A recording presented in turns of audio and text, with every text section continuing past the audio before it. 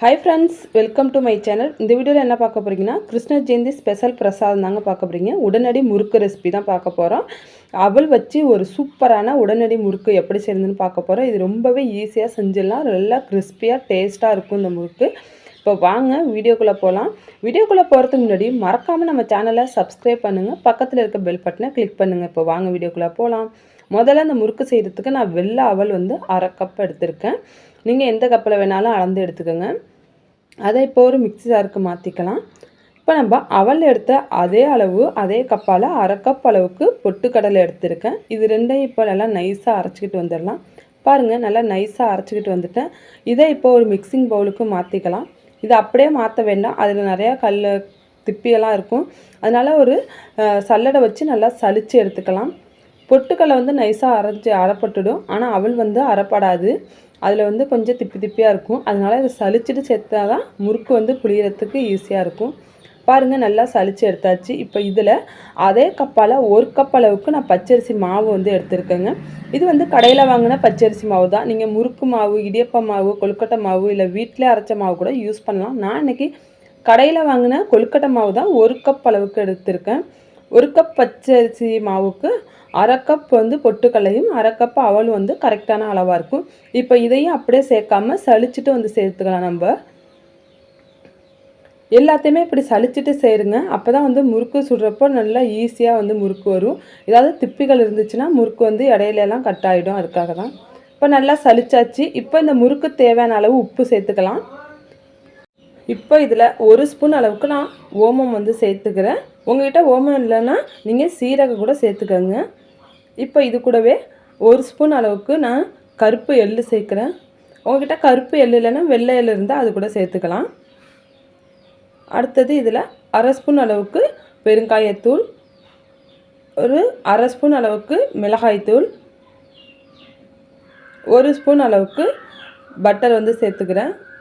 உங்கள்கிட்ட பட்டர் இல்லைன்னா நீங்கள் எண்ணெயை வந்து 1 ஸ்பூன் அளவுக்கு நல்லா காய வச்சுட்டு சேர்த்துக்கோங்க.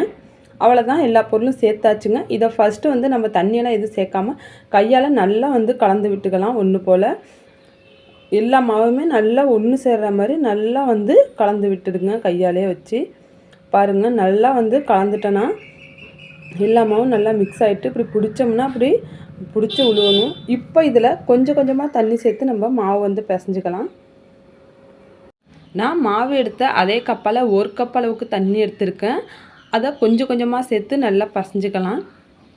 நம்ம வந்து எடுக்கிற மாவை பொறுத்து தண்ணி வந்து கூடவோ குறைச்சோ வரும். அதனால நம்ம கரெக்டான அளவு சொல்ல முடியாது.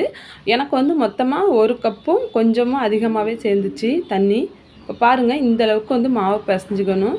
இப்படி ரொம்பவும் கட்டியாக இருக்கக்கூடாது, ரொம்ப லூஸாகவும் இருக்கக்கூடாது. இந்த அளவுக்கு கரெக்டாக இருக்கணும். இப்போ எண்ணெயை வந்து காய வச்சுக்கலாம். இப்போ எண்ணெய் அப்படியே சூடாகட்டும். இப்போ நான் இதுமாரி வந்து முறுக்கு வரல் தான் நான் எடுத்திருக்கேன் முறுக்கு சுடுறதுக்கு. இதுமாரி 3 கன்று வச்ச அச்சு வந்து போட்டு நான் முறுக்கு வரல் வந்து எடுத்திருக்கேன். அது உள்ளே வந்து லைட்டாக வந்து எண்ணெய் தடவிக்கலாம். அப்போ தான் மாவு வந்து ஒட்டாமல் வரும். அதேமாதிரி அந்த மேலே உள்ள அந்த உரல்லையும் ஃபுல்லாக எண்ணெய் தடவிக்கலாம். இப்போ தடவிட்டேன். அதுமாரி நான் அதுமாரி கரண்டியில் தான் வந்து முறுக்கு புழிஞ்சு எண்ணெயில் விட போகிறேன். அதனால் அதுலேயும் வந்து எண்ணெய் வந்து தடவிக்கலாம். இப்போ பாருங்கள், மாவு வந்து கொஞ்சமாக இப்படி எடுத்து இப்படி உருண்டை பிடிச்சி அந்த உரலில் வச்சுக்கலாம். வச்சுட்டு மேல் உள்ள உரையை வச்சு இப்படி முழுக்க புளியறதுக்கு வந்து ஆரம்பிச்சிடலாம். ஃபஸ்ட்டு இப்படி பொறுமையாக வந்து புளிஞ்சு விடுங்க, இல்லைன்னா முறுக்கு வந்து இப்படி திப்பியாக விழுந்துடும். பாருங்கள், நான் வந்து ரொம்ப பெரிய முறுக்காக போடலை, இதுமாரி சின்ன சின்ன முறுக்காக தான் புளிஞ்சுக்கிறேன். அந்த ஓரங்களை வந்து லைட்டாக அமுத்தி விடுங்க, இல்லைன்னா பிரிஞ்சுக்கிட்டு வந்துடும். நம்மளுக்கு வந்து முறுக்கு வந்து சூப்பராக வந்து வருது பாருங்கள். இப்போ எண்ணெய் சூடாயிட்டான்னு பார்க்க இதேமாரி கொஞ்சமாக மாவு எடுத்து போட்டிங்கன்னா நல்லா மேலே எம்பி வரணும். இந்த அளவுக்கு ஆனோடனே அடுப்பை சிம்மில் வச்சுட்டு முறுக்கு வந்து பிழிஞ்சு விட்டுடலாம். ரொம்ப வந்து ஃபுல்லாக வச்சுக்காதீங்க அடுப்பை. எண்ணெய் நல்லா சூடானோடனே மிதமான தீயில் வச்சுட்டு முறுக்கை வந்து பிழிஞ்சு போட்டுக்கோங்க. இப்போ பாருங்கள், நல்லா வந்து அந்த பபிள்ஸ் வந்து லைட்டாக வந்து அடங்கி வந்துடும். ஃபஸ்ட்டு முறுக்கில் அடங்கி வந்துருச்சு பாருங்கள். இப்போ அந்த முறுக்கை வந்து திருப்பி போட்டுடலாம். இதே மாதிரி 2 பக்கமும் நல்லா திருப்பி போட்டு நல்லா வேக விடலாம்.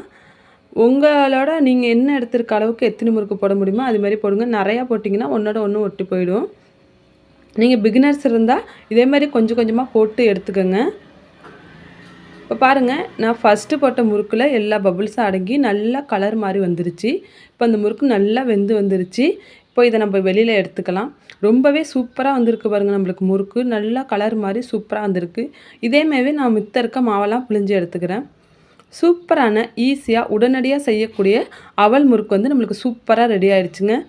இதே மாதிரி நம்ம சிம்பிளாக கூட நம்ம பிரசாதம் செஞ்சு கிருஷ்ணர் ஜெயந்தியை வந்து கொண்டாடலாம். ரொம்ப வந்துட்டு அதிகமாக செய்யணும்னு தேவையில்லை. இதேமாரி அவல் வச்சு சட்டுன்னு வந்து ஒரு முறுக்கு ரெசிபி கூட செஞ்சு நம்ம பிரசாதமாக படைச்சி வந்து கிருஷ்ணர் ஜெயந்தியை வந்து கொண்டாடலாம்.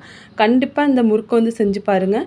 நான் 1 கப்பு வந்துட்டு மாவு எடுத்தேன். 1/2 கப் வந்து அவலும் பொட்டுக்களையும் எடுத்ததுக்கு எனக்கு 20 கிட்ட முறுக்கு வந்திருக்கு. கண்டிப்பாக ட்ரை பண்ணி பாருங்கள். எப்படி இருந்துச்சுன்னு கமெண்ட் பண்ணுங்கள்.